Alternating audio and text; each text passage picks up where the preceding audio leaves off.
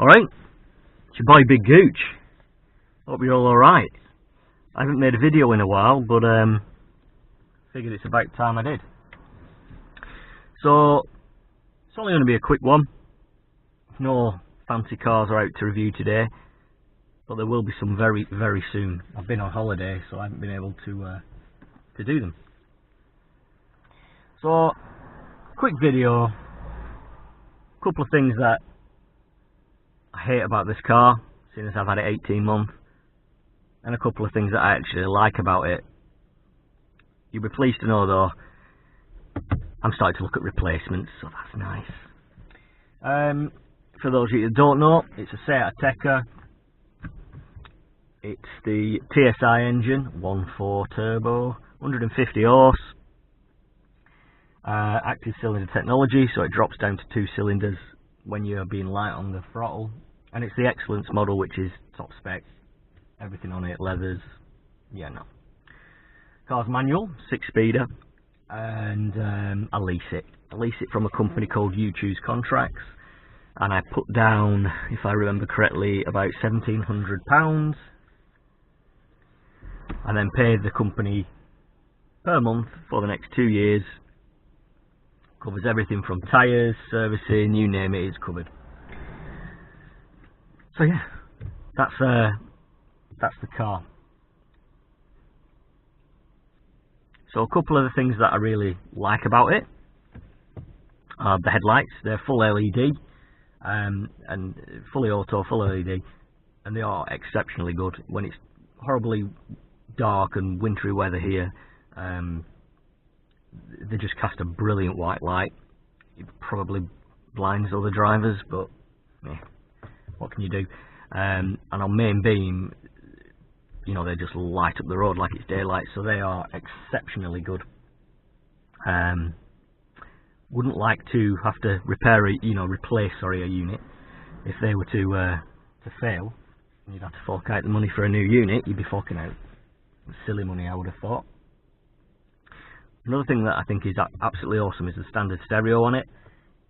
I didn't opt for the upgraded sound system, and I'm glad I didn't. The standard one's brilliant. It's really, really good.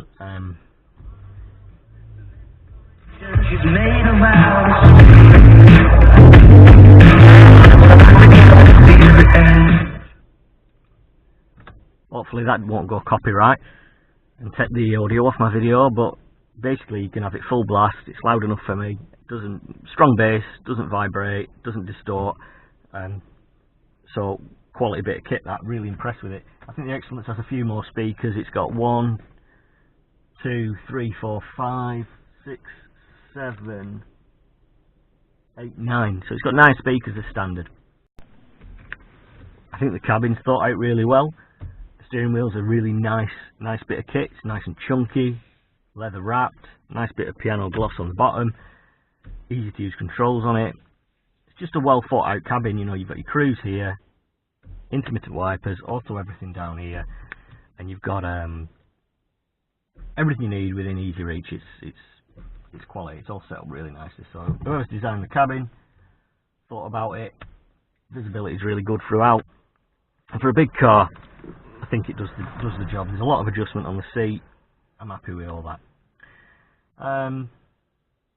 Couple of things that I'm not happy about. Let me show you.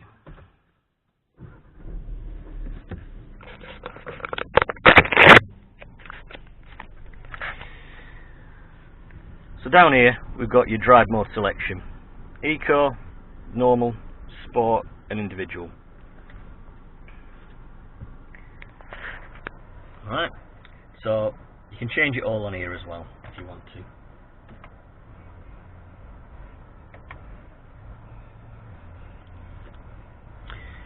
Okay, so if we go into profile information, it tells you all about it. There's not much information there though, is there? Let's be honest. The only difference I've been able to see after owning this car for 18 months is in sport mode, the throttle response is more crisp. It actually responds a lot better. If you just press it a little bit, it revs up a lot faster. It just seems more responsive. Steering is really good in sport. It's nice and weighted, you feel solid, you feel connected to the road, and it does give good feedback considering what I'm driving. What pisses me off though is this fucker. Eco mode, it annoys me. Steering, normal, it's too light, it's numb. Feedback, there's none. And as for the engine mode, when it's in eco, oh, it drives me insane. It's so mushy and underpowered. When you put the boost gauge on, which you do just here,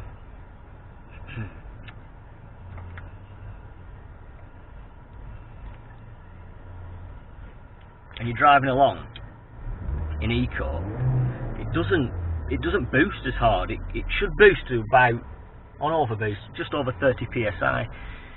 But when we're in eco mode, it's like 23 psi, and I get it's in eco mode, right? That makes sense.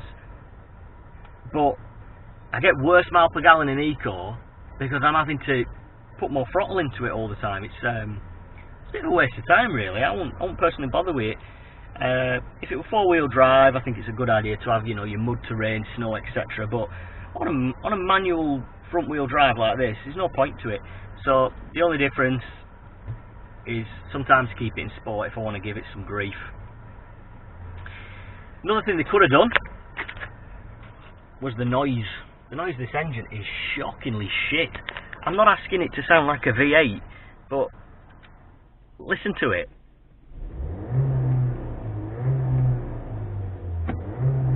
And that's in sport mode. Nah, man. They could have at least piped some false noise in, just to entertain me a little bit.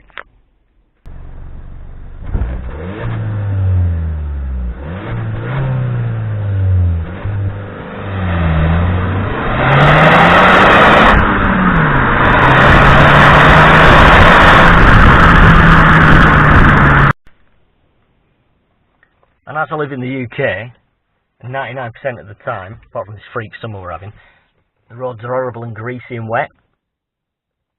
By far the most annoying thing about this car is axle tramp. I've never known a car do it as bad as this. You can easily just be setting off from a side road, first gear, set off and you go on a slight uphill. And the wheels will just start going. You can hear the drive shaft giving it all the axle tramp bullshit. And I promise I'm not putting a lot of throttle on. Not a lot, you know, just normal acceleration.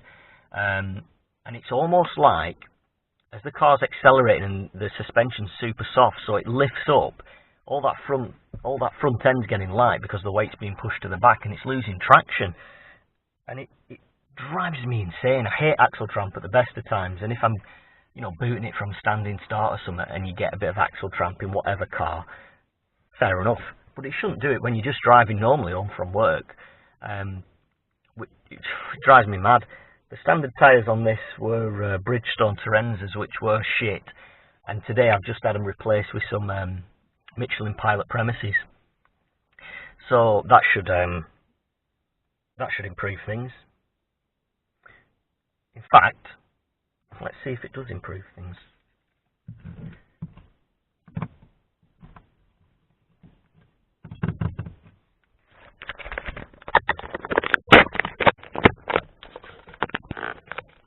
May as well.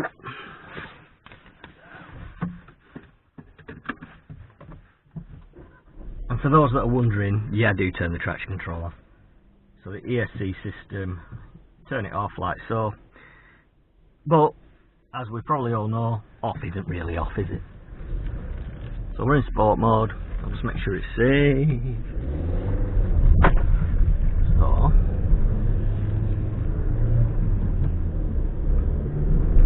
check it's warm, which it is. Right. So I'll be rough with it, just to see what difference the tyres have made, if any.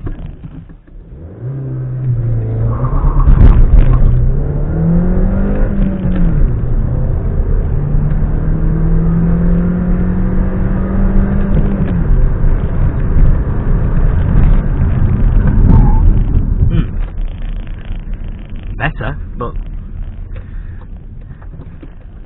better, but then again they are brand new Michelin tyres, aren't they? You'd expect it to be alright.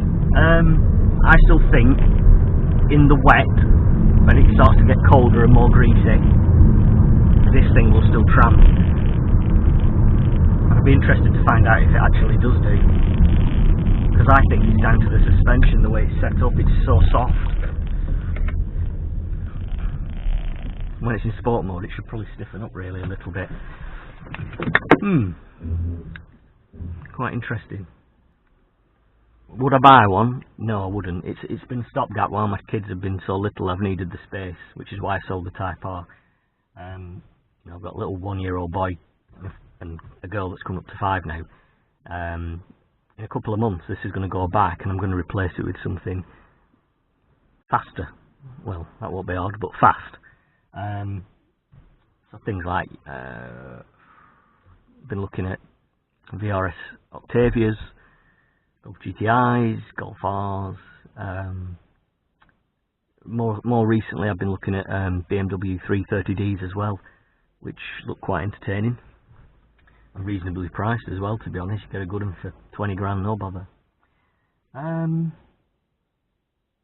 So that's where we are at the moment. This car hasn't done 10,000 miles yet, and I've just gone through a set of front tyres as well. And it don't matter if you thrash it all day, it's not a fast car, this. So, and you've already seen it can't light up its front tyres even with traction control off, and you're giving it death. So it's not great on tyres either, I don't think. You know, I don't hoon it around all the time. It's not it doesn't egg you on. It's not that type of car. I drive it normally, probably 95% of the time.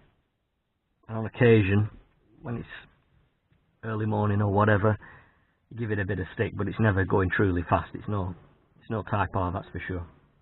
The handling on it's actually quite good. It's very neutral, and when it's cold and damp and greasy, the back end will slide out a little bit, but the electronics keep you in check.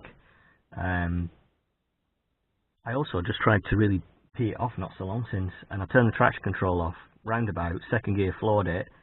You know, we were at top of second gear, so it's very tall geared. It's good for nearly 60 miles an hour, and you keep it planted, and you can feel the XDS, which is like an electronic diff. It's a fake diff essentially, and you can feel it braking and acting on the car, and the entire car starts to wobble around. It's quite funny, but it gets you around safely. I'll give it that, and it gets you around quickly as well. It's a lot faster with the traction control off round a corner than it is with it on. But yeah, I wouldn't be happy with this if I'd spent 30 grand on this motor, which with the options, it's near as makes no difference, 29 something. So yeah, I wouldn't buy it. Glad I leased it though. It's done its job. It's done what I wanted it to do, and the fact that I don't have to pay for tyres is obviously a bonus. So 18 months, and just gone through its first set of tyres, and yeah, on the whole, it's a safe car. It's a safe family car. And like I say, while I've been transporting my baby around, it's been good for that. The brakes are excellent, really good brake feel, very, very strong brakes, and stops very well. Handling wise, for what it is, I think it's quite good. It's not too soft and soggy. It does have a degree of lean into the corners, but it's not trying to fall over itself. It's just weird how when you accelerate, the front end lifts so much that it brakes. It doesn't brake traction. You can just hear it axle tramping. It's really weird. And yeah, it is what it is, isn't it?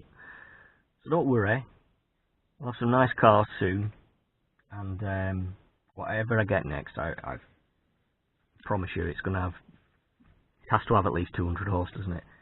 And has to be good for at least 140. So I've got to think what I can transport my kids in reasonably safely. You know, I can't get anything like a 370Z, which is, I wouldn't mind one of those. I think they make a nice noise.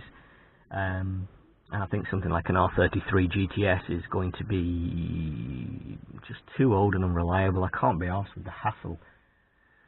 So 5 years old, something like that, and yeah, we'll see what we end up with. But if you've got any ideas, put me in comments, you know what I mean? It's nice to speak to you again anyway. I haven't spoken to you in a while, so enjoy the rest of your week. Have a good weekend. I'll speak to you soon. Big Gooch. Peace out.